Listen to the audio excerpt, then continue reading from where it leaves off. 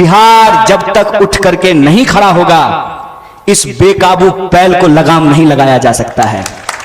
इस बेकाबू बैल को लगाम लगाने के लिए बिहार के लोगों को यह स्मरण करने की जरूरत है कि हमारी गौरवशाली परंपरा क्या है। घमंड हो गया था नंद वंश के राजाओं को, एक चरवाहे को चाणक्य ने सबसे बड़ा सम्राट बना दिया था। हम उस भूमि से आते हैं कि 1942 के भारत छोड़ो आंदोलन में जब महात्मा गांधी ने कहा करो या मरो, गांव गांव गलियों गलियों में आंदोलन हुआ। कोई ऐसा गांव नहीं है जहां आपको कुछ स्वतंत्रता सेनानियों का परिवार नहीं मिलेगा। गांधी जी बाबा के नेतृत्व में हमारे परिवार के हर नौजवान इस देश की आजादी के लिए लड़ रहे थे। आपको यह तय करना है, जिनको देश बेचना है वो भाजपा के साथ जाएं और जिनको देश बचाना है उनको कांग्रेस के साथ आना पड़ेगा। इतिहास बदलने की बात करते हैं। अरे साहब, जिससे वर्तमान नहीं संभल रहा हो वो इतिहास क्या बदलेगा। कुछ दौर है कि हस्ती मिटती नहीं हमारी, सदियों रहा है दुश्मन दौरे जमा हमारा। मेरा नाम कन्हैया है। मेरी मां ने नहीं सोचा था कि मोदी नाम का कोई आदमी देश का प्रधानमंत्री होगा, कि अगर कंस है तो कन्हैया भी होगा। बिल्कुल चिंता की बात नहीं है। ठेठ बिहारी आदमी हैं। हमारे यहां एक बात कही जाती है, बंदर क्या जाने अदरक का स्वाद।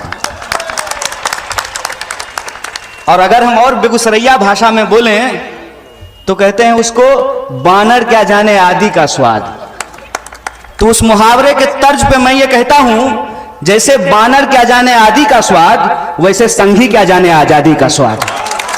अगर देश को कोई बेचने पे उतारू है तो हम बचाने वालों की हुजूम भी तैयार करेंगे। खुले मन से मैं आप तमाम लोगों को कहने के लिए आया हूं, छोटा बड़ा नुक्कड़ चौक चौराहा बड़ी रैलियां, हर आंदोलन और हर संघर्ष से हमने ये संकल्प लिया है कि अगर देश को बचाने के लिए, मुल्क को बचाने के लिए, इस देश की संविधान और उस आजादी की विरासत को बचाने के लिए संघर्ष करना पड़ेगा, मुस्कुराते हुए हंसते हुए संघर्ष को स्वीकार करेंगे, इस लड़ाई को लड़ेंगे। ये हमारा संकल्प है।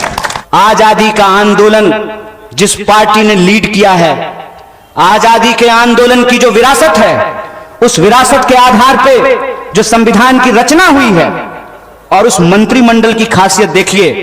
पंडित जवाहरलाल नेहरू देश के पहले प्रधानमंत्री हैं।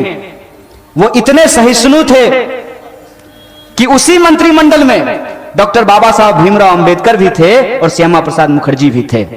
आपको शुक्रगुजार होना चाहिए इस देश के आजादी के आंदोलन का, आपको शुक्रगुजार होना चाहिए इस देश के संविधान का कि आप कहते हैं, चलिए हम मान लेते हैं, आप कहते हैं कि हमने चाय बेची, हालांकि हम आपको रेलवे बेचते हुए देख रहे हैं।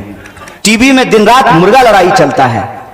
और मैं हाथ जोड़ करके आपसे निवेदन करता हूं कि अगर मुझे किसी विरासत से जोड़ना है तो गांधी की विरासत से जोड़िए, मुझे गोडसेवादियों से मत जोड़िए। मैं अपना नाम किसी भी ऐसे व्यक्ति के साथ लेना पसंद नहीं करूंगा जिसका काम है दिन रात नफरत फैलाना।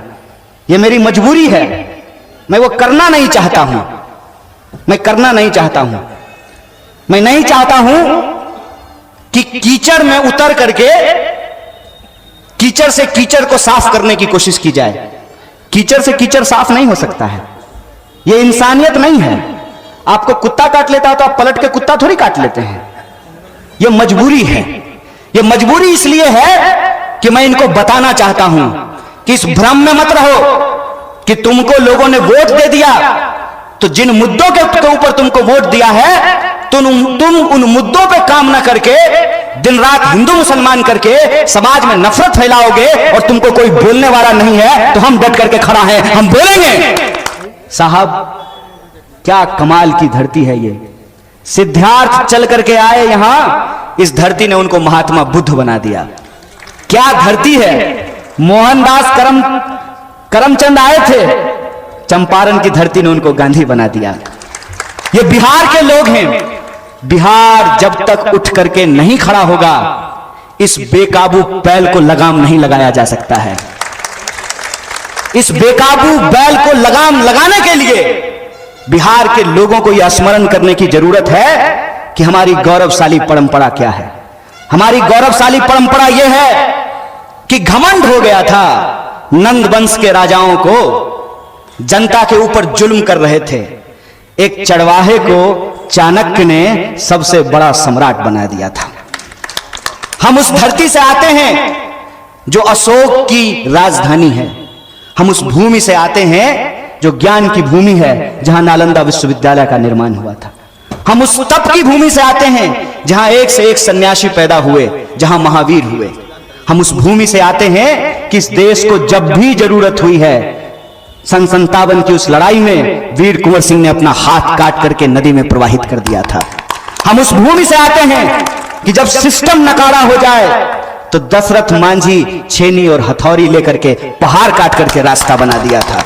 हम उस भूमि से आते हैं कि 1942 के भारत छोड़ो आंदोलन में जब महात्मा गांधी ने कहा करो या मरो, गांव गांव गलियों गलियों में आंदोलन हुआ।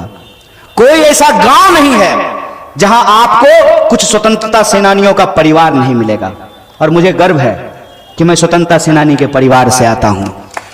बचपन का वो सवाल जब मैंने अपनी दादी को पूछा था तो मेरी दादी ने कहा था कि गांधी जी बाबा के नेतृत्व में हमारे परिवार के हर नौजवान इस देश की आजादी के लिए लड़ रहे थे, तो हमारी पुरखों ने जो आजादी हमको दिलाई है उस आजादी की रक्षा करेंगे। जो संविधान हम तमाम इंसान को बराबर करता है उस विरासत को हम बचाएंगे। ये लड़ाई मुझे, इन्हें या उनको मुख्यमंत्री बनाने की लड़ाई नहीं है। ये लड़ाई किसी पार्टी को दोबारा सत्ता में लाने की लड़ाई नहीं है। मैं ये बात नहीं कह रहा हूं।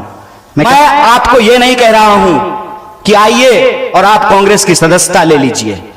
मैं सिर्फ आपको यह कह रहा हूं कि जाके पैर न फटे बिवाई, वो का जाने पीड़ पड़ाई। जो पार्टी आज आजादी दिलाई है वही पार्टी आजादी बचा सकती है।